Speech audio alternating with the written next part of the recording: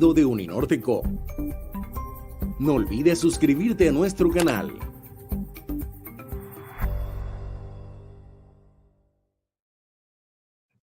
Hola, ¿cómo están? Bueno, los que no me conocen, mi nombre es Juan Molinares, soy docente aquí en la Universidad del Norte, diseñador gráfico profesional, graduado aquí también. Y nada, hoy tenemos de invitado especial a Gilbert Hung.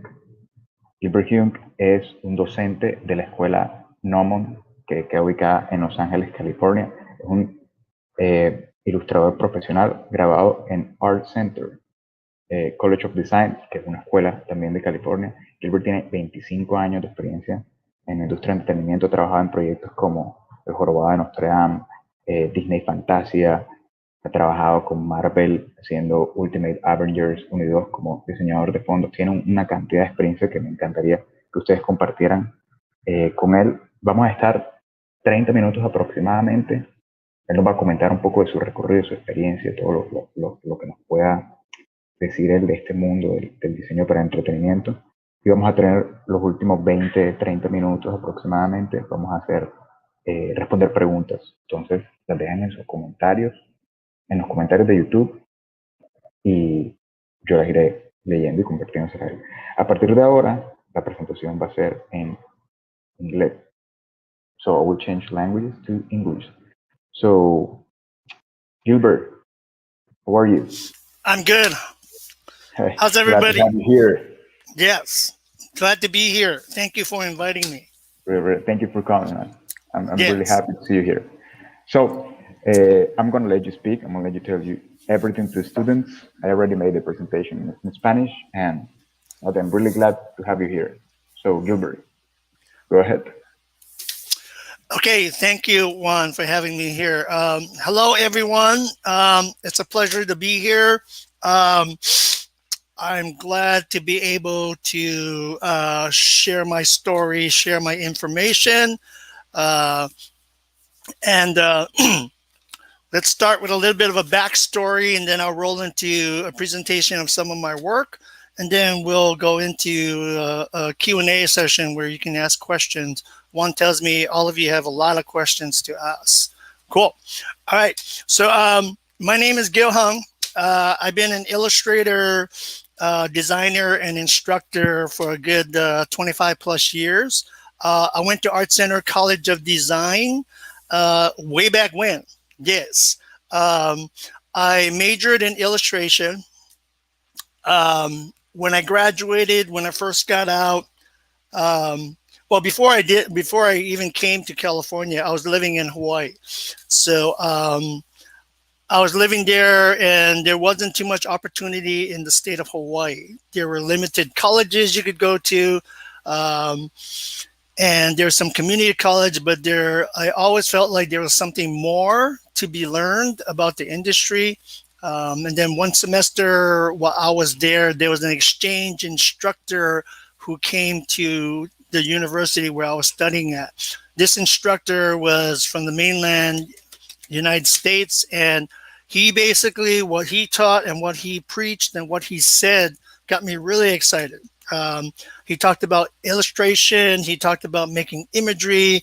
The university I was at, I didn't have anything like that. So the seed was planted at that time. And lo and behold, a couple of years later, I made the plan to come to California and attend the Art Center College of Design. Okay. When I got there, I majored in illustration. I graduated. And when I first started out, I was a ghost illustrator for these commercial illustrators. A ghost illustrator is someone who does imagery in the background. So basically, I would carry the illustration through the drawing phase. We even blocked in paintings, maybe up to 85%. And then the illustrator would come in and do the finishing touches so that they could have this, their final look there. What this does is it allowed illustrators to do more work. So there was a couple of us in the studio, and we were basically ghosting and carrying their assignments.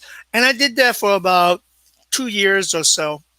Okay. And then one day 2 or 3 years down the road, some friend of mine that I went to school with, he told me that, hey, they're hiring at animation studios. So why don't you bring your stuff down? So I brought my stuff down, and then lo and behold, 25, 28 years later, I'm still doing animation. Yeah. So, I mean, I kind of fell into it accidentally, but it was very refreshing because animation was, the industry is very different from commercial illustration or advertising illustration. Okay. And I basically design backgrounds, weapons, vehicles. I do characters also. And basically, I'm considered a designer in the industry. And we design from scripts. We get input from the executive director teams. And we basically design whatever we need to design in the production. Okay, so that's my backstory in a nutshell. Yes. Okay. Let me share screen now. So I'm going to share my screen. Yes. So share screen. Say yes. Share screen. And I'm going to take the camera out. I'm going to give you this front screen. And I am going to open my PDF presentation in the front screen. Give it a second to load. Okay, so basically what you're going to be seeing here is kind of what I do in the industry. Okay, so most of what I design in animation, this is more portfolio pieces where there's color added to it. But most of what I do is just linear designs. Okay, so we kind of come up with designs, be it guns, weapons, characters, vehicles. This is what I do. Okay, so some things, I know all of you will have questions, and Juan mentioned a lot of you want to get into animation. Okay, the biggest thing I've learned in the 2 decades plus that I've worked in the industry is that there is no copying of stuff. Okay, so it's not like you're going to copy something that exists. More so what it is you'll be designing things from your imagination, and you must be able to move or manipulate the form, turn it in a different point of view. For example, here's the front, side, and rear view. Here's the 3/4 view. You might decide something in a 3/4 front, and the overseas studio may need it in a 3/4 rear view or a dynamic undershot. So what it requires the artist to do is basically design the asset and then be able to manipulate that asset in any point of view that the studio requires. Okay. I also doubled as a background designer. What you're seeing here is early concept designs for the Hunchback of Notre Dame. These are some of the work that when I was ghosting for these illustrators, they were very hardcore advertising illustrators. So these are some of the examples that came out of there. I also dabbled in book publication, so educational books for high school and young adults. I did a lot of early branding work. So branding, all of you probably know this, but a lot of Disney property branding material is out there. So I did a lot of that kind of stuff when I first got out of school. Okay.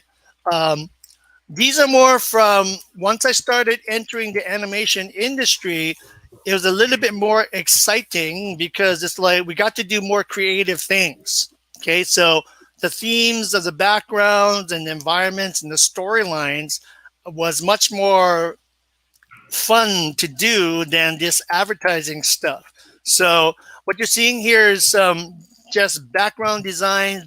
Some of these were done for many of the design houses here in Los Angeles. And there's different styles. Like these are more feature animation where there's more tone added to it. These are more Saturday morning backgrounds where it's more of a linear type of solution. And the subject matter can run the full gamut. Okay, so you might do a control room, you might do some trains, the different POVs, you might have to invent, a monkey god chamber, or a standard New York understreet bridge kind of thing, an abandoned mine. So all of this comes out of scripts. Okay. Scripts like briefs that the studio It's gives written to you. scripts. So Okay. there are writers who actually write. Each production show might have like 26 episodes, 30 episodes, and each episode is being written by writers. And then the artist design team will go ahead and break it down into designing backgrounds, characters, props. Okay. All these backgrounds has to be painted. So there is a background painting artist. All of the props have to be colored. So there is a color key artist. Okay. And it's one big production team working there. Okay. So these are examples of backgrounds. These were concept art done for the 300. This is a while back. Okay. But concept art is always fun. Okay. So you get to develop the visuals. I was working with a short script and the director of the film. So this is what was called pitch art. So before the movie is greenlit, the directors will take artwork, sculptures, paintings, drawings, and pitch it to the studios. Okay, so basically they're saying like, this is how this particular character could look. Okay, and they're just giving the studio heads that has the money to back the movie, and they're giving them an idea visually of what the film would look like, what the characters in the film would look like. So as a concept artist, you are to develop this artwork to basically show what is the vision of, like, this was supposed to be the general. These are two versions of the general. A lot of this was already directly pulled from Frank Miller's graphic novel, because that's what the 300 was based off of. Okay. And, these are the Islamic, the Turkish army, what their archers would look like. So these are the early conceptions. Okay. Early pitch art will evolve from the movie. Okay. And it's kind of cool if they actually make it onto the big screen. Like these ethers were actually on the big screen. So they managed to stay intact, and they actually went to looking like this in the movie, which is kind of cool. Okay. I also design creatures. Okay. So if you're going to be versatile, the key thing here is you must be consistent. Okay. So there's nothing wrong with covering multiple subject matters. The key thing here is you want to present everything at a consistent level of work. Okay. So creature designs. I also design vehicles. So I think I can leave it at this scale. May I ask, what do you mean by consistent? That the style remains the same? Consistent in quality. Oh, okay. Okay, so like if you're going to show creatures, maybe you're really good at creatures, but you're not so good at vehicles. If you want to show versatility, they should be always at a very high, consistent level of execution. Does that make sense? Got it. Okay. So these are some vehicle designs through the years I worked. Some of these are invented. Some of these will be, they're in the script. They call for a Jeep, a four-wheel drive Jeep. Some of these will be muscle cars. So you never know what you're going to be asked to do. The name of the game here is that you must be able to execute the different POVs, and you must be able to turn these guys. So here's a 3/4 front. You got to be able to turn it around and give them a 3/4 rear. Okay. Or maybe the vehicle flies overhead in one particular camera shot, and you got to provide that information. What does the underside of the vehicle, of this particular vehicle, look like when its camera's up on the bottom looking up at it? Okay. But examples of vehicles, and here are some. I have a question about the vehicles. So Yes. there's something that I always wonder. Then sometimes vehicles in entertainment, what's the balance to make it look like really functional, but at the same time to be like something new, fantastical, or even like plausible? You know what I mean? Like Yeah, it's hard to maintain that balance. I The know what you process mean. of that? It just depends on what is the property that you are working on. So a lot of these animation properties that I worked on are pretty straightforward. Okay, so what you're seeing here is before the Captain America movie came out, the Avengers. This is the helicarrier that we developed for the animation version of the Avengers. Okay, so it's different if you're working on a sci-fi kind of futuristic look, then the vehicles will look different. Okay, everything is different. Most of the shows I've done, and also animation is a lot different than live action films. Okay, and if you're designing for CG or if you're designing for animation, like the industry I'm in is in animation. That means they do have CG, but then some of these they still got to animate this traditionally. So we cannot get too complicated because they got to Oh, move these things. Okay, so okay, okay. every industry is different. Okay, so if you're going to have CG animation, then you have a much larger leeway in terms of how complex you can design something. If it's going to be Okay. traditionally animated, then you got to edit this stuff down. Otherwise, the quality of the animation, the movement is not going to be that good because if it's too complicated, the traditional animators will have a very hard time Got it. moving the element. Does that make sense? Yeah, yeah, Yeah. clear. So what you're seeing here is the models actually look like this, but by the time they actually end up on the screen, they're edited down by more than 50%. Okay. They're Yeah. yeah, So make it seem. generally speaking, the only thing that maintains 100% translation to the big screen from the design models to the big screen are the characters. That is always 100%. Everything else is watered down. Okay. So generally speaking, what I have learned in the 2.5 decades I've been doing this is that the tendency is for the studios to give the overseas studios more information than needed. And then since we cannot control how much they edit, so if we turn it in like this, right? Yeah.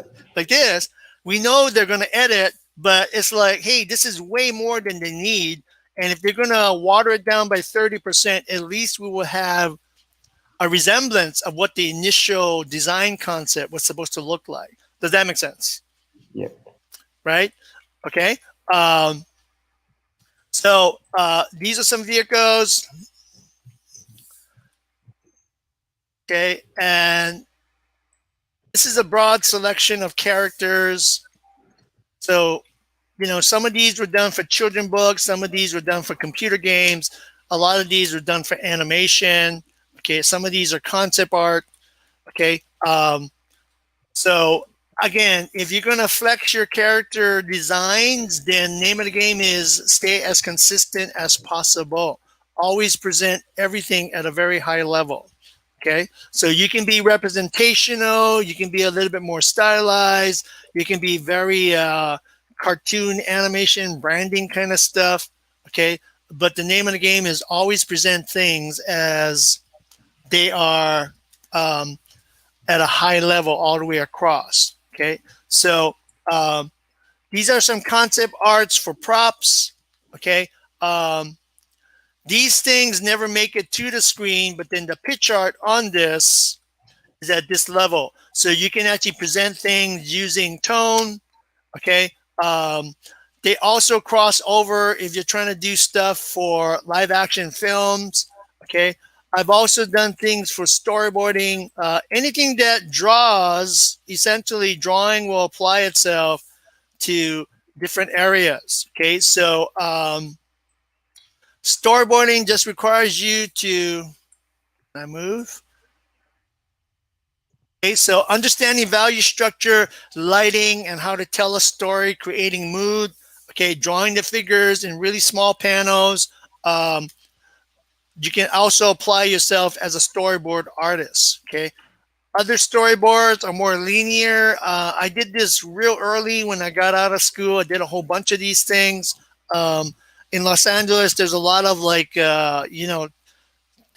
production houses that does TV commercials. Okay, they need the stuff boarded. Okay, so they will hire board artists to do this.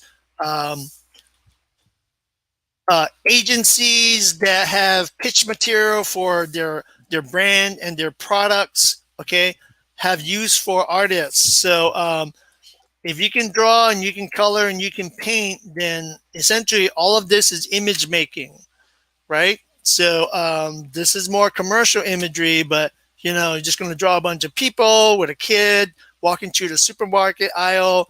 This was for a promotional branding product that you could get back from Kellogg's. Okay, and they wanted to illustrate the process of like, oh, you send in a coupon, then you can get an action figure. You send in a coupon, you can also get some kind of laser tag toy.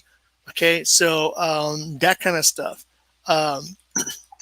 Okay, so here I have some comp art for a project I pitched on the side. I wanted to try and get into children books. This project is still active. It's just been laying dormant for a while. But basically, you kind of come up with some character designs. You put it into a hypothetical layout. Here's a proposed cover. This is what it might look like. So you present it as comp level. And then here is a proposed, maybe a layout page of what the interior might look like. And, here are developmental concept sketches for the cobbler and the mouse. Okay. And you can present this as pitch art. Back then, when I created this project, black and white artwork was huge in the children's book industry. So I decided to do a full page spread just using black and white on this. And, you come up with your character and you stage it with the lighting, and hopefully when you sell it, someone will like it and then they'll pick you up to do that. Okay. Yes. Okay. So I enjoy drawing the human figure. I can't do it now because of the COVID-19 virus, but I would go to the food courts, the local food courts here in California, and I would sit in the food courts and just draw people.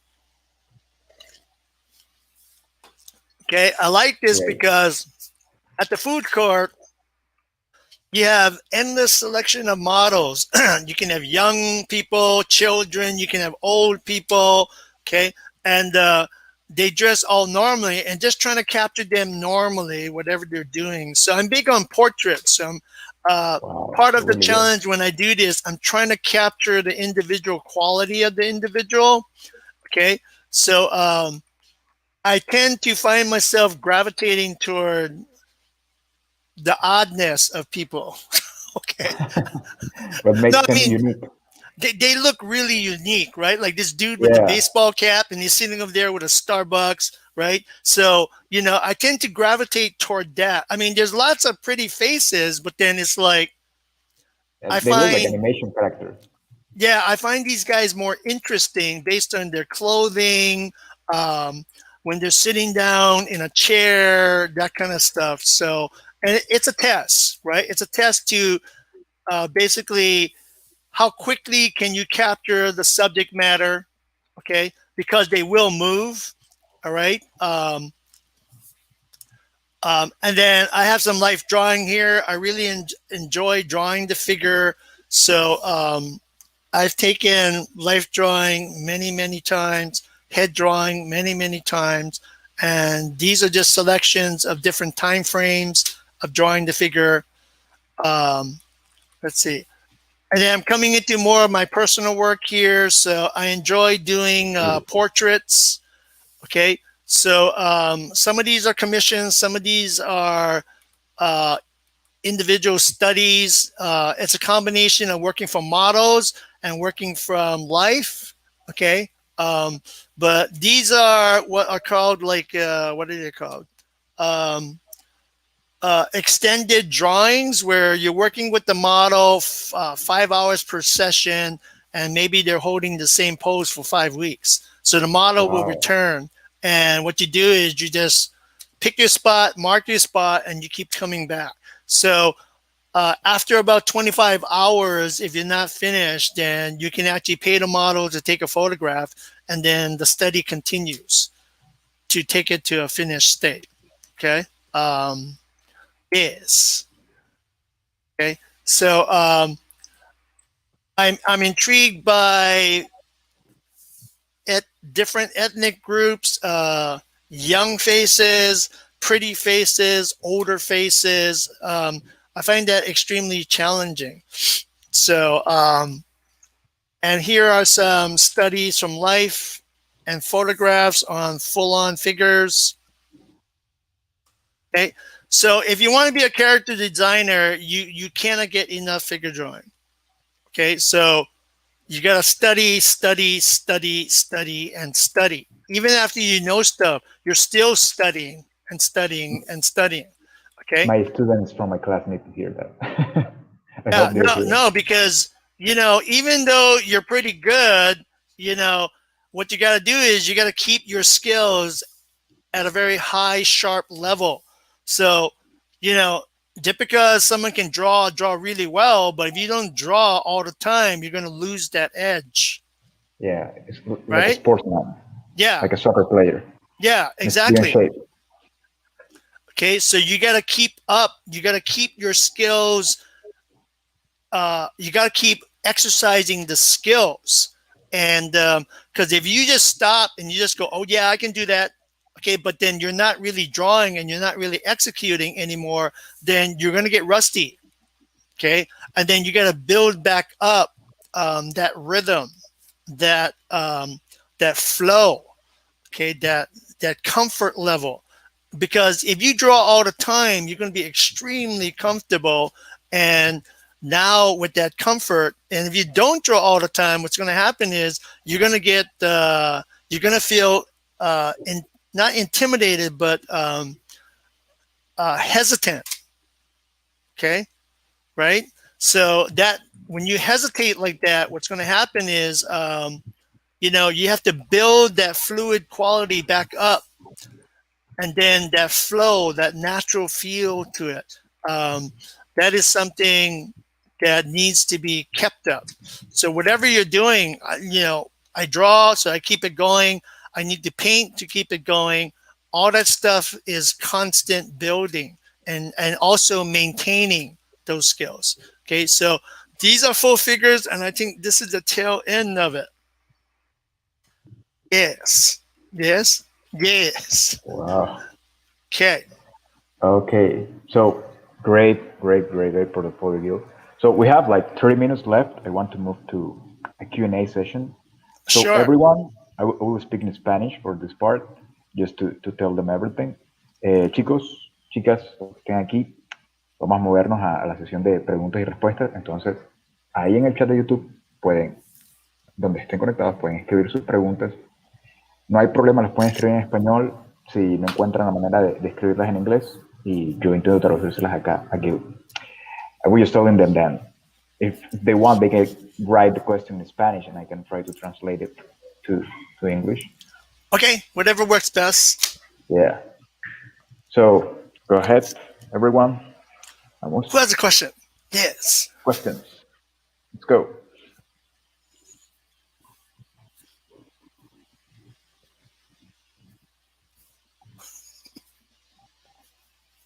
They're writing their questions right now.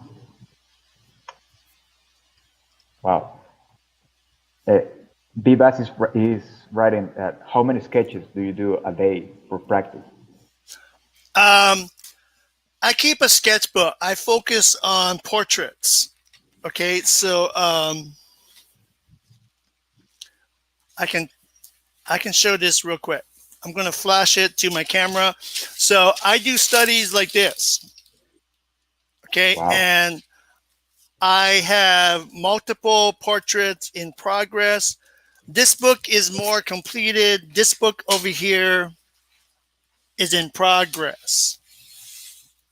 Okay, so I don't mind showing things in progress because that's my process. Okay, so what I do is whenever I have time, I will hit these things, and I have them at varying degrees of completion. Okay, I'm working from photographs, and my challenge is to actually capture the likeness. This is some kind of, I think she is a South American supermodel, right? Okay, so, and they're all in different phases, like you can see here, okay? And sometimes I will time myself, how quickly can I do it? So to answer your question, like this one is on its way, okay? Wow. But yeah, I guarantee everyone, if you draw every day, you assign a time for it. I will draw 1 hour, 2 hours a day, and you keep to that schedule. What that means is, you know, after about a month and a half, you will definitely see improvement, but you got to maintain that commitment. Okay. And there's no shortage of what you draw. It's all around us. Whatever. That's right. It's all around you. Okay. So you might copy some stuff, you might look at some stuff, or you might make up some stuff. Okay. But yeah. Excellent. Did that answer the question? Yes. Yeah. Another question. So, yes. We have another question. This one's really good. It's from Yes. Camilo Duran. So this, I think it's a really good question. Yes.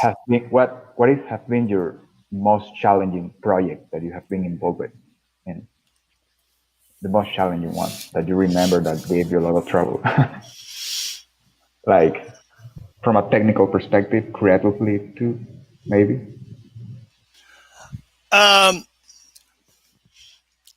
The most challenging one was there was these direct to DVDs Avengers, and what was happening was they had these vehicles that needed to transform, like Transformers. Okay, and this was before the heavy use of computers were around. So trying to figure out the transformation, designing that, and getting the perspectives to work. That's one that I remember was extremely challenging. Okay, because nowadays we actually can hire a 3D modeler, and they can build the models and give us the difficult angles, because the 3D models can rotate, right? And then we would take those models and then turn them back into 2D models, okay, so that the overseas studios can use it. But back in the day when we didn't have 3D programs, dude, you had to do it yourself. Yeah, and so you're working with the director, and we're talking about, okay, what if it does this? What if it does that? And on top of that, in animation, you got to figure out and tell the overseas animators how it transforms. So you got to kind of give them a diagrammatic thing showing them that it moves from here to here to here to here to here like this. Okay, and there's a lot of that kind of stuff from like Voltron robots. Right, the robot starts a certain way, and then it transforms, and then they join together, and then you have to show the overseas studios and the animators, here's a suggestion of how they join, how they morph. Okay, so you got to imagine that, and you got to draw it, and you got to show them how this works. I think that was the most difficult stuff. Yes. Okay. So we have another good question from Banditos Flowers. Okay. What details are key to know if a character design is good, like to know if a character looks, good. Okay, it needs to read well silhouette-wise, so that when it's on the screen, it looks good. Your color selection on the character, the value structures, the separation, and the depth level. Okay, a value structure will help you do that. The overall design, that design can be influenced by the script and the property of the script, right? Because this whole thing could be, whatever the principle of the storyline is, that's going to be affecting it. And if it's hero or villain, there are some stereotypical things you can add to it to make it look villainous or hero-like. Okay, those are some of the key things I look for when I'm designing a character. I'm thinking about those things, and through exploration, and there's a lot of input from the executive directors, okay, because they want the artist's input, but then they also have a vision of where they want this to go. Okay, so and it's always a working kind of collaboration. Okay, because they don't want someone to come in on the production and you're like a robot. Just tell me what you want me to do. They want you to bring and make contributions. They want you to bring the ideas. Okay, and it's a collaboration because they already have a vision, and what they do is, hey, sketch on this, and they really don't tell you what's up front. What they do is they just want to see what you come up with first, because they already have an idea of where they want that to go. Okay, and then we collaborate, and then we look at the design, and then it usually becomes like, everyone makes a contribution on that. Okay, does that make sense? Yes. And I will add something. What about reference? Is like. Oh yeah, you can use reference too, because a lot of times they're going to say, oh, it looks like this from this particular, they'll make a reference to a video game or a movie. Yes, so there is reference. And if the storyline is, maybe these are robotic recreations out of an ancient Egyptian futuristic society. So you already can tell, I'm going to start looking at some Egyptian stuff, right? I'm going to look at like Egyptian gods, and then I'm going to have to turn those Egyptian gods into futuristic looking robots. Okay, so you're going to need reference on that. And what are some of the design elements that make it look Egyptian, right? So the scripts will dictate and mandate the direction of it. And yes, reference is integrated into a lot of this stuff. Excellent. Cool. Usually the directors give you the reference, or you have to investigate it. The directors give you direction, and then you go and you research what you need. Okay. So, and I listen very carefully to what the directors say. I always look for, are they using adjectives? Okay. Are they being extremely vague about something? And if I feel like they're being vague, then I start asking questions. Oh, do you mean like this? Or do you mean like this? Okay, because that helps you. Otherwise, if you wait for them, sometimes you have directors who don't know what they want until they see it. That's the worst kind of director. Okay, because you're going to be sketching, and you're going to ask, is it like this? Is it like this? Is it like this? And if they don't know until they see it, then that could be a problem. That could be a problem because you're going to be stuck. Okay, so at that point, experience has taught me you got to start probing. You got to start asking, okay, is it more like this? Is it more like this? And you got to start kind of narrowing down the possibilities. Okay, I've been there. I've worked with directors who don't know what they want, and that can be a brief yourselves. Yeah, that can be a serious hurdle. Okay, because of the deadlines. And, we have production deadlines that we have to meet, and you're generating sketch after sketch after sketch, and you're still not hitting it. You know what I mean? So it's like, you gotta kind of pin them down and start to, is it more like this, like this, like this kind of stuff? But yeah, yes. Good, good. Any other No, questions? yeah, I see a pattern here that everyone is asking like a similar question. Okay. So I'm gonna build it on two questions, and I think this one from Noor Rada is pretty good. What inspires you the most, and how do you battle art blocks? I think every designer has to battle with art blocks, like in at least one a year, for example. Yeah. I think you hit it right in the nose. The hardest thing for me is not, I have to draw this. It's not, I have to paint this. It's more like, what does it look like? Okay. So, art blocks, how do you break that? I talk to my colleagues, like they're on different productions, and sometimes what we do is we just kind of bounce off each other. Yo, I got this thing here that's got me stumped. What do you think? Okay, because they're just like me. They're concept artists. Okay, so I use there's a handful of really good friends that I use that are kind of like resources. Okay, and we're kind of in the same boat because what we do is we're drawing out of our imaginations, and we kind of bounce ideas off of each other back and forth.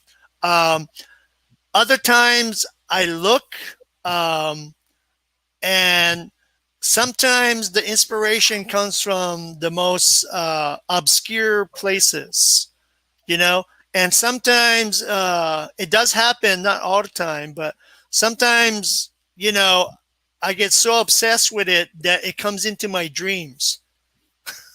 I kid you not. You start dreaming about something, and then it's like it might just be a shape that you see that generates that idea. Okay, but yeah, when there is a block, and it usually comes from a show where they want to be extremely different. Okay, so some of the tricks, not tricks, but some of the errors to look, and I'm sure everyone has done it, like vehicle design, you look to insects, or you might look at crustaceans, you might look at electron microscope. These are all forms that most people don't see. Okay, and they're extremely like weird looking or unique, you know. But and a lot of times, how do you get past the block? You just run out of time. And so you just got to start generating stuff. Okay. And even the directors will start to think we're running out of time. But usually by that time, you've generated quite a bit of solutions. And so it becomes a pick one, pick a hybrid or something. Okay. But yeah, I don't have no magic pill or magic formula of how to get past blocks. You know, you just got to keep sketching, and you got to listen to your director feedbacks. Like, did they kind of like this one, or did they kind of like this one, or was this just like and then so you can cut that off in terms of that pursuit in that direction. Does that answer the question? I think you answered it. Yeah. Our blocks are pretty common right now with the pandemic. I think so. Yeah. Many of us, even the students, are like in their home stuck, and it's pretty hard just to maintain a creative mind in the pandemic. So here's a really long question, but I think it sounds good. From Nelson Navarro. And Okay. have you ever given up on a project because you feel it's not for you, or do you push yourself to anything, taking versatility as something essential to keep on working for the industry? I do turn down work, especially if it's not my genre.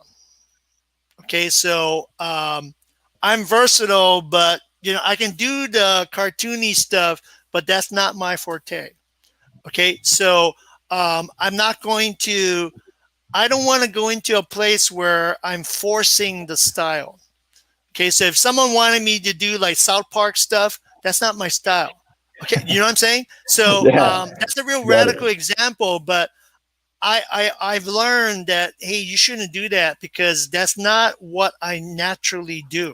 Okay, so my style can flex, but I'm not going to go into a Rick and Morty kind of look. Yeah. You know what I mean? That's just way too much on this side, you know? It is weird because sometimes the clients ask you for things that are not on the portfolio, like Yeah. there's nothing in the ask for it. Yeah. I've turned down jobs where there was a couple jobs where they wanted caricatures of famous people. And that's the kind of stuff you see in like coffee houses, right? And I can do portraits, but I'm going like, you know, I know my limits. I can try one. It's not that I can't make one, but it's not going to have the same look. You know what I mean? And so I already anticipate that they have expectations, and I think about those expectations. Can I actually hit them? And I would say no. I would say no. Okay, because then it becomes I can already foresee that how many redraws or how many adjustments there's going to be. You know what I'm saying? And so if I can't hit it after about 3 or 4 fixes, it could go even 5, 6 more, and then it becomes a nightmare, right? You know, so you know sometimes, yeah, you gotta think ahead. No matter if you really need a job or something, you should stick within the parameters of what you can actually deliver. That's a good way of putting it. Okay. Unless you're a jack of all trades, and you know you can kind of do a little bit of everything, you know. Yeah, you know. So yeah. Well, I think you are a jack of all trades. Imagine that. Yeah. Any other questions? Any other questions? Yeah, we have one from Jesus Mejia. When is a good time to stop a piece? How do you know when you're done with the piece, that is finished? Sometimes we have a problem. I have that problem that I render too much the stuff. I should stop at some point, you know? Whenever I do a finished illustration, I send comps. So my comps is kind of an indicator to the client, like, this is what you're going to get, but it's not full on finish. Okay. So I'm kind of obligated, once the client sees the comps and they sign off on it, I'm obligated to hit that level. And so when I hit that level, I can stop, or if I want to polish a certain area a little bit more, I can do that. Okay. But the comps is kind of like, what is that? It's like a checking mechanism for both. It protects both you as the artist, and it also gives the client a very clear indication of what they can expect. So when they see the comp, at that point, if they say, hey, can this be tighter? Okay. Or, you know, is it going to stay this loose? And then that's when you talk about, okay, if you want me to make it tighter, I will make it tighter in the comp level, which is small. Okay. And then so once they approve that, all I'm going to do is execute the same illustration, but it's bigger, the final size. And I'm going to follow what's on the comp. And my comps are not so loose where there's speculation as to how it's going to be resolved. It's just a very miniaturized version of what the final looks like. Okay. And that's how I operate. Okay. And I found over the years that has worked really well, because I can keep the client happy. I can also protect myself. And it has happened when the client goes, oh, can we change something? If they change something after they sign off on, you can change all you want, but you got to pay me. Okay. Okay. Right. So, no. So, I mean, to answer the question, yeah, it's the comps that kind of tell me when to stop. If it's something that you're developing, then if you have no deadline, then you can develop it to your heart's content. But if you have a deadline, at some point you have to stop, right? Yes. I think this is going to be our last question, and I think this one is pretty good. What do you think is the biggest obstacle for new artists that face trying to get work in the entertainment industry? The biggest obstacle? I think I have one. I think it's a really good one. Trying to get a really good portfolio first, and a really well-presented portfolio. Yeah, that's where I was going to start. It starts with what your portfolio looks like. Okay. you're working there's a couple things against you as a new artist. One, no one knows who you are. Okay. Two, you have no experience. Okay. So in order for someone to take a chance on you, it's your portfolio that makes them do that. Okay. Because you don't have a reputation, you don't have a reference, right? So ideally, if you have a reference of maybe an established artist, then that artist has worked around in different studios. They can kind of vouch for you. But if you don't have that resource, then the only real resource that someone will take a chance on you is the content of your portfolio. That's what it boils down to. Okay. And your portfolio should demonstrate basic understanding and a high level of work that whatever you're specializing in. Okay, so if you're going to be a character artist, then you got to get your anatomy down, you got to get, your posing down, your structures down, and if you're going to color that, your colors got to be appealing. Okay, you got to be able to render for form, different types of surface material, if they're wearing armor, different types of color solutions that are reflective of a certain type of genre. All that comes into play. Okay, so to answer your question, without the vouchers or having someone that that can vouch for you, it's the content of your portfolio that needs to be stellar across the board. And we're talking about just foundational skills. Okay, you don't have to have a ton of pieces, but the pieces that you have has to be a very high quality and consistent. So it's not like if I have 100 pieces in there, or if I have 40 pieces in there, that's going to guarantee me work. No. Okay. You can have just 10 or 15 pieces, but if they are all an extremely high level, that's good to go. Okay. And you want to show versatility in the subject matter. The truth of the matter is, if you think about art principles, perspective, value structure, color selection, craftsmanship, it really doesn't matter. Those things are across the board. So it doesn't matter if you have a gun design or an airship design or a character riding a beast of burden. All of those principles of art, they need to be showing an extremely high level of achievement, an extremely high level of understanding. Okay, because that's what, if I was a studio and I'm hiring someone, the real question is, if I bring this person in with no experience, can they generate what they're showing me, and how quickly can they generate it? That's the bottom line. Okay, because usually studios ask for test, like they try to test you beforehand before contracting you. Yeah, they do that a lot here too. If you're new, okay, it's to the point where they're testing everybody. So even someone that's worked around for 10 years, they're still testing people. Wow. Yeah. Okay. So it's just become common practice. Okay. But yeah, because what your portfolio does not say is how long did it take you to do that. That's something that no one can really tell. Okay. You can look at artwork and see like, yo, this artist is drawing really quick, that kind of thing. Right. But then the finished polished pieces, no one can tell how quickly you did that. So, and yeah, that's when they will test you. Yeah. Does that answer the question? I think it's pretty fine. Pretty good. Really good answer. So, anyone else? Guys, I think we have another question, but I think it's time for us to leave. So, okay, before I go, does anyone want to hear about that fire at Gnomon? Please do so. I forgot about it. Okay. The fire program from Gnomon. I attended there some courses. I always recommend every student that I meet that go there with you. Okay, I'm going to share my screen again. Yes.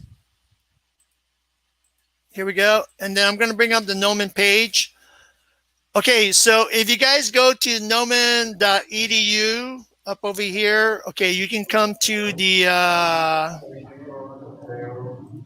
the academics page where they talk about all the different programs. And the program we're looking for is Foundation in Art and Design.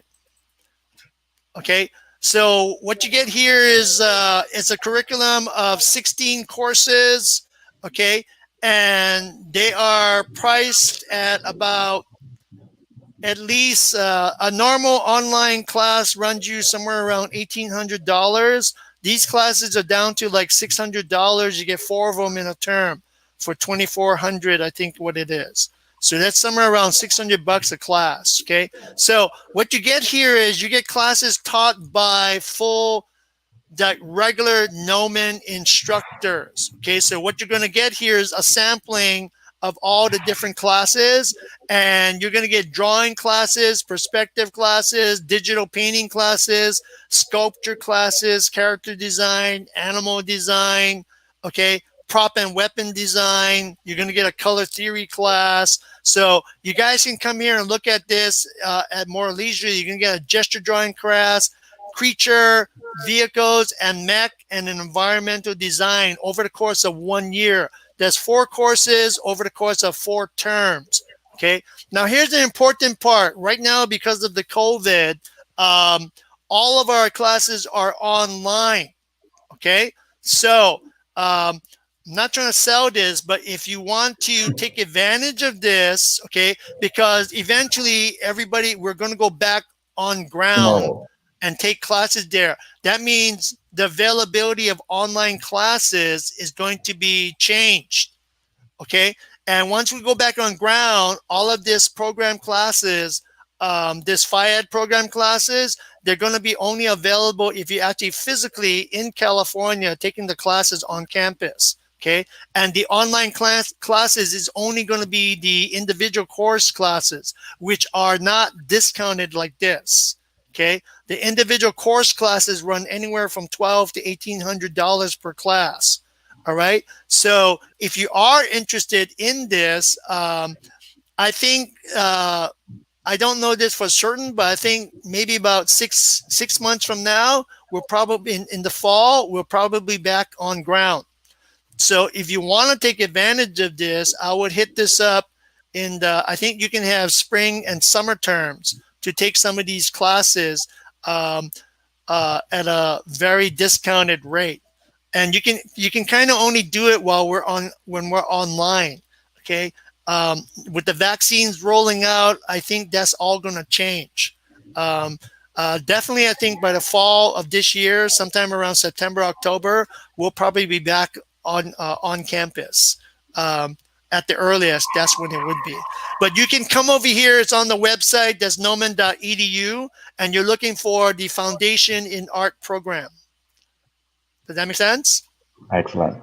Okay. I missed the place already. Yes, and Juan has been there, and Juan has taken a bunch of these classes. Okay. Oh, it's crazy. It's like a movie, the studio. Gnomon is yeah. Yeah. Okay. Yeah. Any other questions or anything else I can answer? I think we have to leave now. So they're trying to get me out of the place. Okay. All right. Mr. Gil, thank you. Thank you so much for having me. I really enjoyed this. And I hope all these students me too. got inspired. Yes. They got, trust me. So everyone, thank you for coming, and please subscribe to the channel, to Uninorte Académica. And thank you. See you later. Thank you, Juan. We'll be in touch. Okay. Bye. Bye, everyone. Los siguientes contenidos de Uninorte Co te pueden interesar. No olvides suscribirte a nuestro canal.